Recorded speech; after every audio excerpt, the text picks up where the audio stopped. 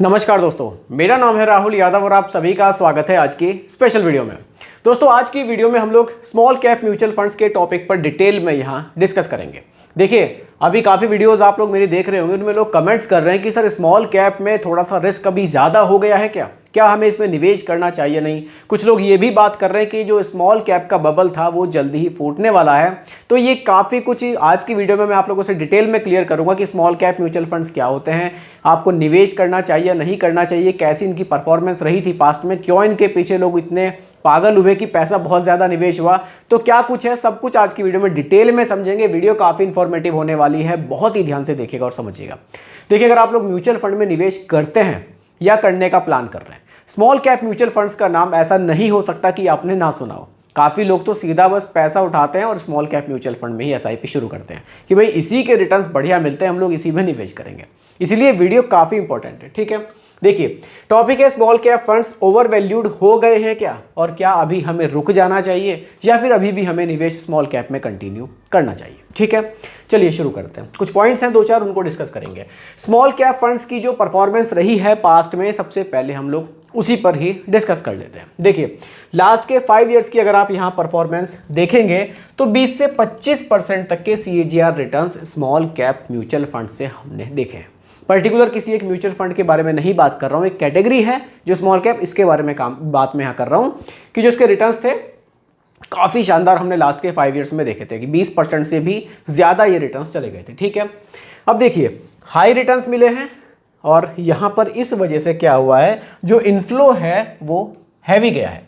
अब देखिए, जिस कैटेगरी में रिटर्न्स ज़्यादा बनते हैं ना, तो भाई सीधी सी बात है, लोग उसी में पैसा निवेश करते हैं। अगर किसी कैटेगरी में रिटर्न्स ही नहीं बनेंगे तो लोग आखिर निवेश करेंगे क्यों। अब स्मॉल कैप के रिटर्न्स इतने शानदार दिखे पिछले 5 सालों में, तो लोगों ने भर भर के पैसा वहाँ निवेश किया। अब उससे क्या हुआ कि यहाँ इन्फ्लो ज़्यादा हुआ, यानी कि पैसा वहाँ बहुत ज़्यादा निवेश लोगों ने किया। देखिए, एक चीज़ को ज़रूर समझिए, अगर वहाँ पर रिटर्न्स आपने हाई देखे हैं तो रिस्क भी डबल है। सिर्फ रिटर्न्स पर फोकस मत कीजिए, वहाँ पर रिस्क भी है। कारण क्या है रिस्क का, उसको भी समझिए।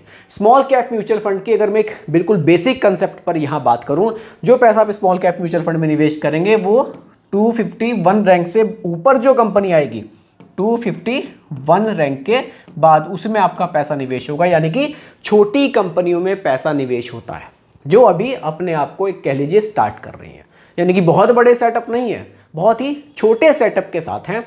इसीलिए यहाँ रिटर्न्स के चांसेस ज़्यादा होते हैं और छोटी कंपनी है, इसलिए रिस्क भी यहाँ डबल होता है। तो स्मॉल कैप का निवेश आप कर रहे हैं तो इस चीज़ को ज़रूर ध्यान में रखिएगा कि आप एक बहुत ही छोटे साइज़ की कंपनी में पैसा निवेश कर रहे हैं। सभी कंपनियां खराब नहीं हैं, इन्हीं में से कुछ कंपनियां मिड कैप में भी जाती हैं और फिर आगे चलकर लार्ज कैप में भी जाती हैं। शुरुआत सभी की छोटे से ही होती है। ठीक है, चलिए थोड़ा आगे बढ़ते हैं। अब आपने बेसिक समझ लिया स्मॉल कैप म्यूचुअल फंड्स का और पास्ट परफॉर्मेंस आपने देख ली है। ठीक है, चलिए अगले पॉइंट पर बात करते हैं, ओवर वैल्यूएशन पर बात करते हैं। देखिए, यहाँ PE रेशियो है ना, जो अभी हाल में वो बहुत ज़्यादा हाई है। अब PE रेशियो में क्या है, अगर आप थोड़ा सा पिछले 4-5 साल में देखेंगे तो ये काफ़ी कम था, लेकिन अभी काफ़ी हाई हो गया है। PE ratio price to earning ratio होता है। ठीक है, शॉर्ट टर्म करेक्शन के यहाँ पर चांसेस बन जाते हैं जब PE रेशियो बहुत ज़्यादा हो जाता है।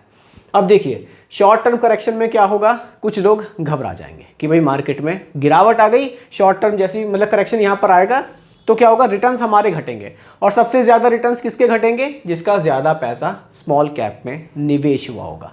तो यहाँ पर करेक्शन के चांसेस बन जाते हैं जब PE रेशियो हाई होता है। लेकिन अगर आप एक लॉन्ग टर्म इन्वेस्टर हैं तो भागना नहीं है, यहाँ पर रुके रहना है। ठीक है, तो जो यहाँ पर करेक्शन की बात हो रही है ना, देखिए हो सकता है, चांस बन सकता है, क्योंकि PE रेशियो हाई है और देखिए पैसा बहुत ज़्यादा निवेश हो रहा है, तो ऐसे में कई बार ऐसी सिचुएशन बन जाती है कि करेक्शंस के चांस बन जाते हैं। ठीक है, लेकिन करेक्शन भले ही आए, आपको बिल्कुल यहाँ पर घबराना नहीं है।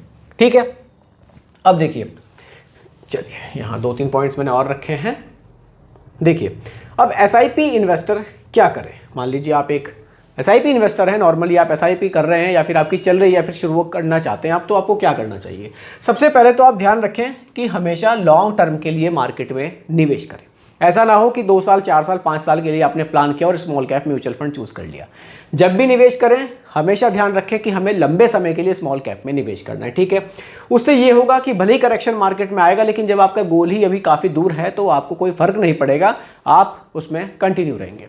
करेक्शन जब आएगा तो ज़्यादा यूनिट्स का बेनिफिट मिलता है, इसको कभी भी खोना नहीं है। मान लीजिए मार्केट में सही पोजीशन चल रही थी, आप हर महीने एसआईपी पे कर रहे हैं, किसी महीने मार्केट में करेक्शन आया, उस करेक्शन का आपको बेनिफिट मिलेगा अगर आप लॉन्ग टर्म इन्वेस्टर हैं, क्योंकि करेक्शन के टाइम पर क्या होगा, यूनिट्स सस्ती हो जाएंगी, उससे क्या होगा, आपको ज़्यादा यूनिट्स मिलेगी। भाई आप निवेश तो मान लीजिए 5,000 रुपये कर रहे हैं ना, 5,000 कर रहे हैं, मार्केट जब ऊपर था तो भी आपने 5,000 रुपये ही निवेश किए, उस समय पर क्या हुआ, यूनिट्स आपको उसी के अकॉर्डिंग मिल गए। जब मार्केट गिरा अगले महीने तो भी आपने 5,000 ही निवेश किए, लेकिन मार्केट सस्ता था, यूनिट्स आपको ज़्यादा मिल गए, ठीक है। तो करेक्शन के टाइम का जो बेनिफिट है इसको नहीं छोड़ना है, एसआईपी को कंटिन्यू रखना है। अब देखिए शॉर्ट टर्म में ज़्यादा रिस्क क्या होता है ना, जब आप कम समय के लिए निवेश करते हैं स्मॉल कैप म्यूचुअल फंड में स्पेशली, तो ये आपके लिए ज़्यादा रिस्की होता है, क्योंकि देखिए करेक्शन का टाइम आया, आपने निवेश ही 1 साल के लिए किया, 1.5 साल के लिए किया, 2 साल के लिए किया, उस समय पर मार्केट में गिरावट आ गई तो आपका पैसा माइनस में भी जा सकता है। लेकिन जब आपका जो गोल है वो काफ़ी दूर होगा, आपके पास 5 साल 10 साल 15 साल का टाइम होगा, तो ये छोटे मोटे करेक्शंस का कोई फर्क नहीं पड़ेगा, ठीक है। चलिए अब देखिए डाइवर्सिफिकेशन की स्ट्रेटजी को यहाँ पर समझिए। सिर्फ स्मॉल कैप में निवेश नहीं करना है, आपको ना एक बैलेंस पोर्टफोलियो यहाँ पर बनाना है। वो कैसे बनता है, आप यहाँ पर ना लार्ज कैप स्टॉक्स को भी रखिए, लार्ज कैप म्यूचुअल फंड्स को भी ज़रूर रखिए। लार्ज कैप में को रखिए आप यहाँ पर, चलिए आप यहाँ पर फ्लेक्सी कैप को भी रखिए, और साथ ही साथ ना आप यहाँ पर हाइब्रिड म्यूचुअल फंड को भी रखिए, जिसमें डेट में भी पैसा जाता है और इक्विटी में भी जाता है, यानी कि कुछ पोर्शन आपका हाइब्रिड में भी चला जाएगा। हाइब्रिड के अलावा मल्टी एसेट फंड में भी आप पैसा डाल सकते हैं, ये भी एक शानदार ऑप्शन है। यहाँ जो आपका पैसा है मल्टी एसेट फंड वाला, वो गोल्ड में भी जाता है, यानी कमोडिटीज़ में भी पैसा निवेश होता है, ठीक है। तो और स्मॉल कैप को तो रखना ही है, खैर स्मॉल कैप को भी ज़रूर रखिएगा, ऐसा नहीं है कि स्मॉल कैप को रखना नहीं है, रख सकते हैं, बिल्कुल रखना भी चाहिए अगर आप लंबे समय के लिए निवेश कर रहे हैं, लेकिन ज़्यादा पैसा नहीं रखना है। देखिए अगर आपका होराइजन 10 साल के आसपास है तो आप क्या कर सकते हैं, स्मॉल कैप जो है वो आप मैक्सिमम 30% तक ले जा सकते हैं। 10,000 की एसआईपी है, 3,000 स्मॉल कैप में आपने डाल दिए, बाकी कुछ लार्ज कैप डाल दिया, फ्लेक्सी कैप डाल दिया और मल्टी एसेट डाल दिया। इस तरह से एक बैलेंस पोर्टफोलियो बनाइए, मार्केट के अप एंड डाउन्स चलते रहेंगे, आपका पोर्टफोलियो बैलेंस रहेगा। इसको बनाना सीखिए, ये बहुत ज़रूरी चीज़ है। गोल्स पे फोकस, हमेशा अपना जो आपका फाइनेंशियल गोल है उस पर फोकस कीजिए। भाई जो मैं पैसा निवेश कर रहा हूँ, मैं रिटायरमेंट के लिए कर रहा हूँ, रिटायरमेंट, या मैं बच्चों की हायर एजुकेशन के लिए मैं पैसा निवेश कर रहा हूँ, या फिर मुझे फ्यूचर में घर खरीदना है उसके लिए मैं पैसा निवेश कर रहा हूँ, या मुझे बच्चों की शादी करनी है उसके लिए मैं पैसा निवेश कर रहा हूँ। गोल सिलेक्ट कीजिए, उसी के अकॉर्डिंग अपनी एसआईपी का अमाउंट सिलेक्ट कीजिए और हर एक एसआईपी को एक नाम ज़रूर दीजिए। मान लीजिए रिटायरमेंट की प्लानिंग है, ये बहुत दूर है, 20 साल है 25 साल है, इसके लिए अलग म्यूचुअल फंड। बच्चों की हायर एजुकेशन है, 10 साल का गोल है या 8 साल का गोल है, इसके लिए अलग म्यूचुअल फंड। घर खरीदना है, अगले 5 साल की प्लानिंग है, इसके लिए अलग म्यूचुअल फंड। तो अपने गोल्स के अकॉर्डिंग अपने प्लान्स को चूज़ कीजिए, सही पोर्टफोलियो बनाइए, स्मॉल कैप को भी रखिए, लॉन्ग टर्म में आप अच्छे रिटर्न्स यहाँ से बना सकते हैं। तो दोस्तों यही आज की वीडियो का टॉपिक मैंने रखा था। उम्मीद करता हूँ कि टॉपिक आपको काफ़ी पसंद आया होगा। बाकी रिकमेंडेशन नहीं है, सिर्फ एजुकेशनल पर्पस वीडियो आप लोगों के लिए बनाई गई है। पसंद आई हो लाइक शेयर कीजिएगा, चैनल पर नए हैं सब्सक्राइब कीजिएगा। मिलते हैं जल्दी एक और नई वीडियो के साथ। धन्यवाद।